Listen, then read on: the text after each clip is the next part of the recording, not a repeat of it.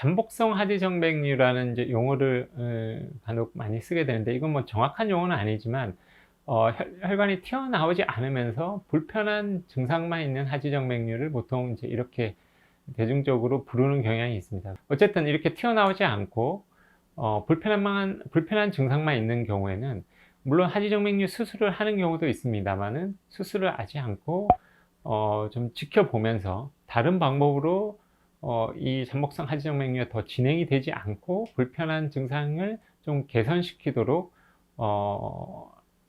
치료하는 경우도 많이 있습니다. 일단 잠복성 하지정맥류 어떤 건지 다시 한번 간단히 말씀드리겠습니다.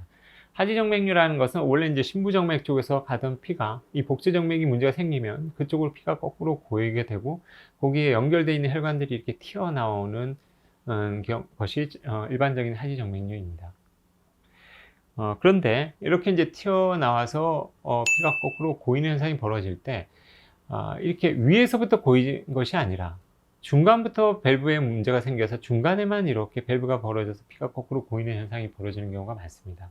이런 경우는 이제 오래 서서 일을 하신다든지 움직이지 않고 계속 앉아 있다든지, 뭐 하여튼 여러 가지 이유에서 위쪽은 문제가 없는데 아래쪽에 있는 복제정맥만 밸브가 벌어져서 피가 그쪽으로 거꾸로 고이는 거죠. 근데 이 복제정맥이 이렇게 이제 대복제정맥과 서복제정맥이 있는데, 대복제정맥이 위쪽부터 밸브가 벌어져서 피가 거꾸로 쭉 고이는 경우는 대부분 튀어나오는 정맥류를 만듭니다.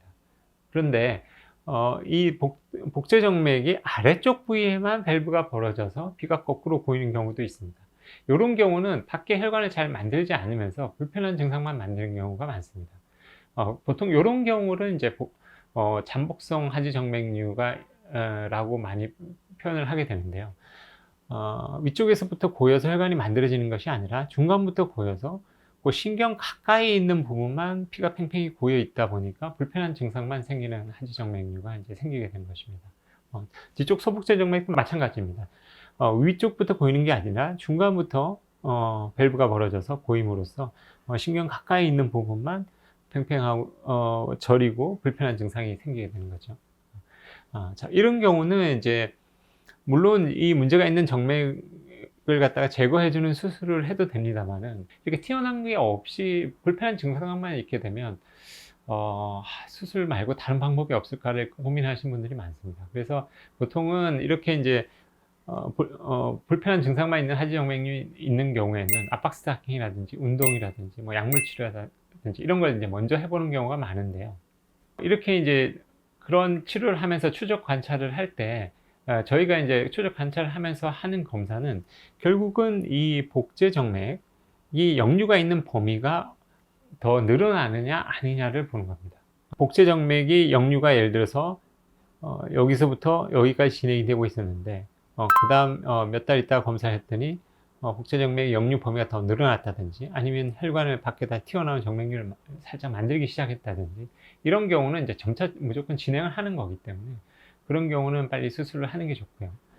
처음에 이제 역류가 있는 범위가 크게 변화가 없다, 그런 경우는 계속 추적 관찰을 하면서 불편한 증상만 조금 개선시키게 되면 환자분의 만족도가 굉장히 증가하기 때문에, 그렇게 이제 추적 관찰을 할 때는 혈관 초음파 검사로서 역류의 범위를 잘 관찰하는 것이 가장 중요하다고 말씀드릴 수 있겠습니다. 그리고 환자분이 해야 되는 것은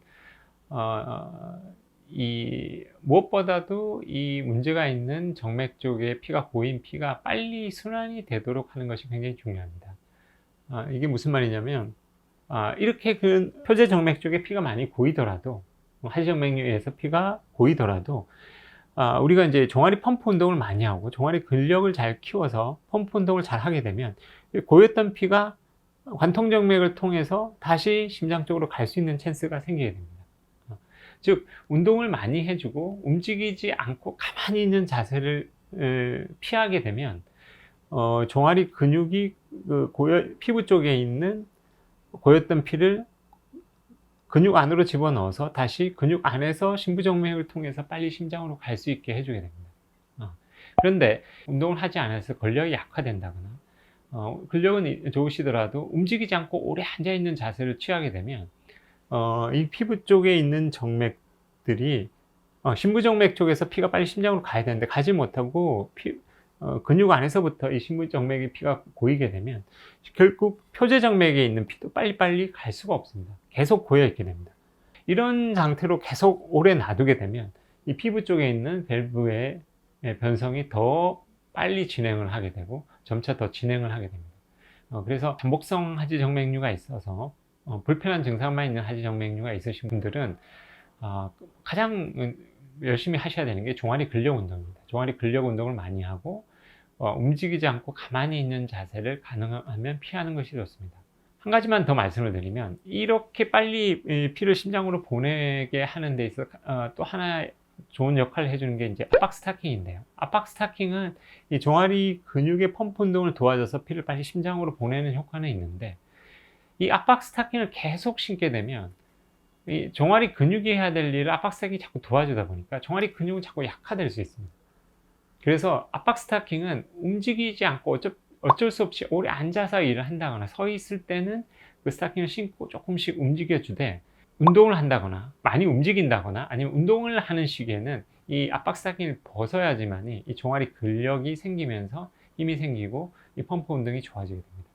네, 그래서 이 압박 스타킹은 많이 움직임이 없이 가만히 앉아 있다거나 이럴 때만 신으시고 운동하거나 활동을 할 때는 가급적 벗는 것이 종아리 근력을 키우는 데 더 도움이 된다고 할 수 있겠습니다.